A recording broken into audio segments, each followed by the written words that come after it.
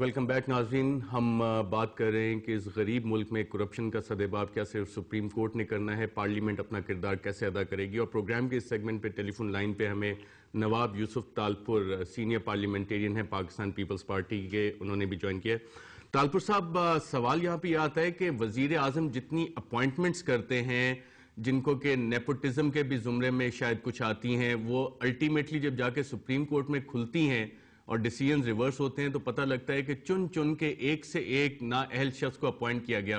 آخر اس کی کیا وجہ ہے کہ جو پیپلز پارٹی کے آپ جیسے سینئر پارلیمنٹیرینز ہیں, کیا وہ اپنی ان پٹ نہیں دیتے؟ کیا پیپلز پارٹی میں ایسے لوگ موجود نہیں ہیں جو وزیر اعظم کو اپنے مشورے سے آگاہ کر سکیں, اپنی ان پٹ دے سکیں گورننس کے حوالے سے؟ نہیں, جہاں تک ان پٹ دینے کا تعلق ہے تو ان پٹ تو صرف وہی دے سکتے ہیں جن سے ان پٹ مانگی جاتی ہے, یا جو لوگ اپنا ان کے ارد گرد یا ان دا کیبنٹ ہوتے ہیں, they are close to the prime minister. اور یہ جو آپ نے کہا کہ جتنی وہ اپوائنٹمنٹس کرتے ہیں, اپوائنٹمنٹس نیو اپوائنٹمنٹس کی آپ بات کر رہے ہیں یا آپ ان اپوائنٹمنٹس کی بات کر رہے ہیں پوسٹنگ اینڈ ٹرانسفرز کی؟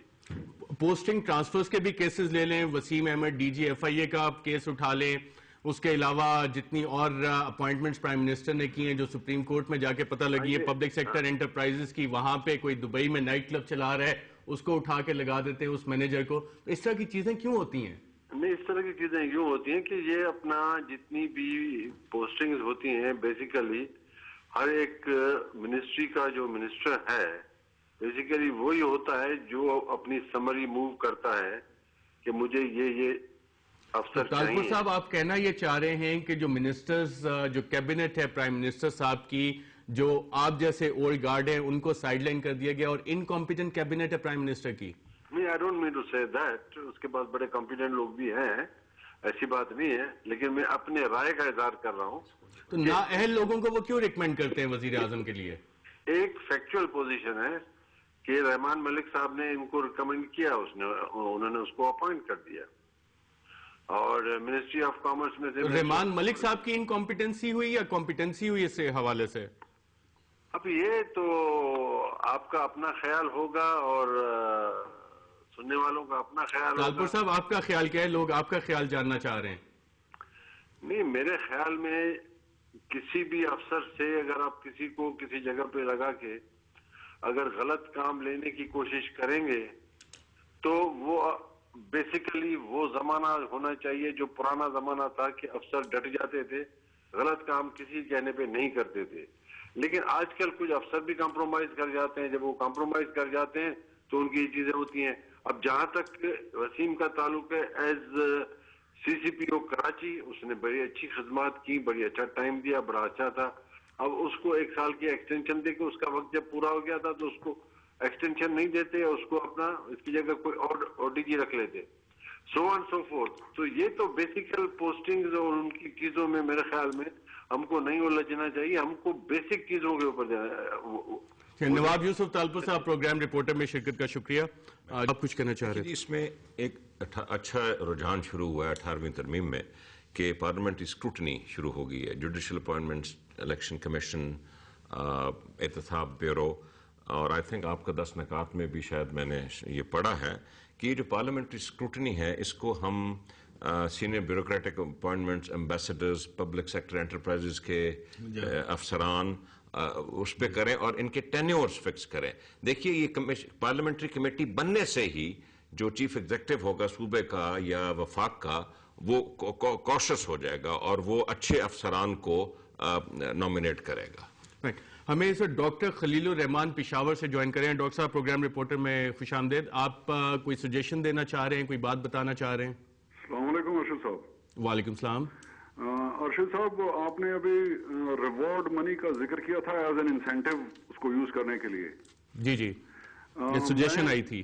جی, سجیشن آئی تھی, ایک کالر نے دی تھی ہمیں. جی ہاں, میں اتنا عرض کرنا چاہوں گا کہ میں 1994 میں as a government officer retired ہوا تھا منسٹری آف انٹیریئر سے, اور ریٹائر ہونے کی جو میری وجہ تھی تو وہ I was injured in the anti narcotics operations in Balochistan, اور اس سے پہلے میں وہاں پر 2 سال تک میں نے سرو کیا تھا, اور میرا جو ٹوٹل سیزر تھا تو وہ کروڑوں روپے میں تھا, اور ریوارڈ منی جو بننی not that I am interested in but I just want to bring it on the record, وہ تقریباً 7 سے 8 ملین روپے بنتی تھی جو میرے سیزرز کے حساب سے مجھ کو ملنی چاہیے تھی.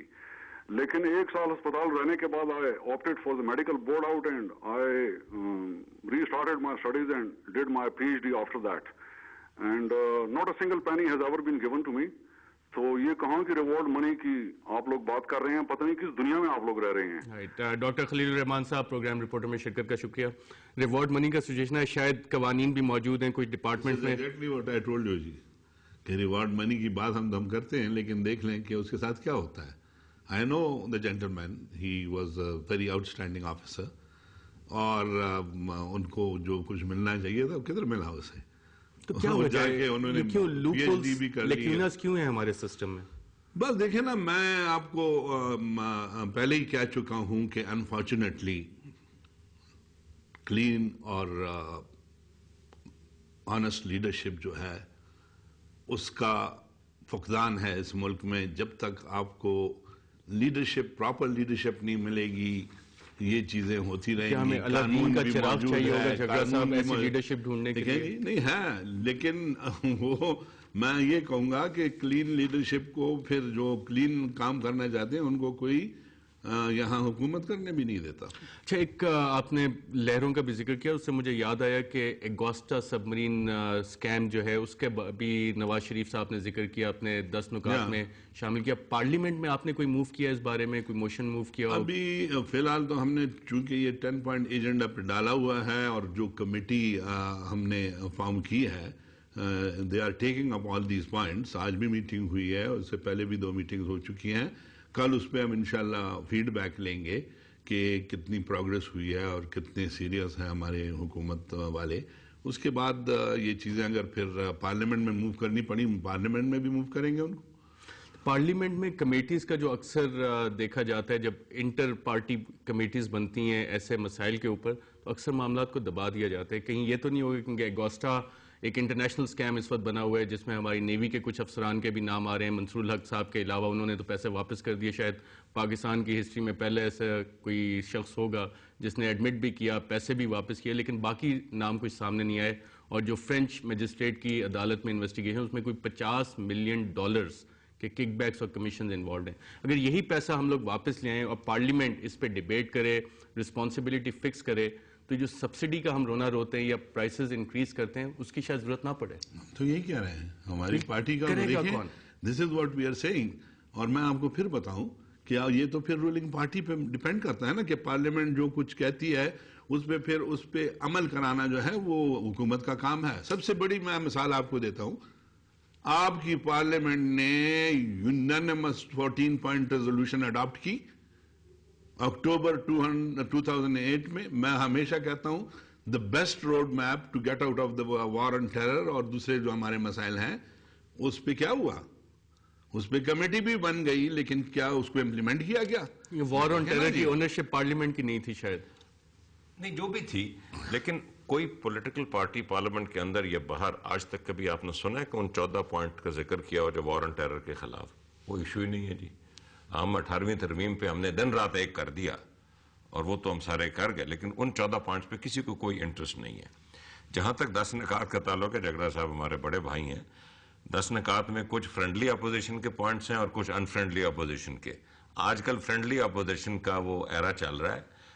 جب انہوں نے ان فرینڈلی ہونا ہوگا تو یہ اگوسٹا ٹائپ 2-3 اور چیزیں نکل کے دل ریگل آؤٹ آف اٹ. اور جہاں تک یہ آپ نے بڑا اچھا پوائنٹ ہے، وی نو فار اے فیکٹ کہ پبلک سیکٹر انٹرپرائزز میں 300 بلین کی پچھلے سال لیکیج تھی. 300 بلین اسٹیٹ کا لگا ہے اس میں. اور آپ یقین کریں کہ آپ کا جو پورا پاکستان کا ہیلتھ اور ایجوکیشن کا بجٹ ہے وہ اس کا آدھا بھی نہیں ہے. اور کرپشن دوبارہ انٹرپٹ کرنا پڑے گا ایک چھوٹی سی بریک پہ جانے کے لیے، اور جب واپس آئیں گے تو خان صاحب سے ہی دوبارہ شروع کریں گے. اور 300 ارب کی جو انہوں نے بات کی، شاید وہ اتنے پیسے ہیں کہ ہم میں سے اکثر پاکستانی اگر 1 ارب روپے بھی گننے شروع کریں تو شاید ہفتے یا مہینے میں بھی نہ گن سکیں. ایک وقفے کے بعد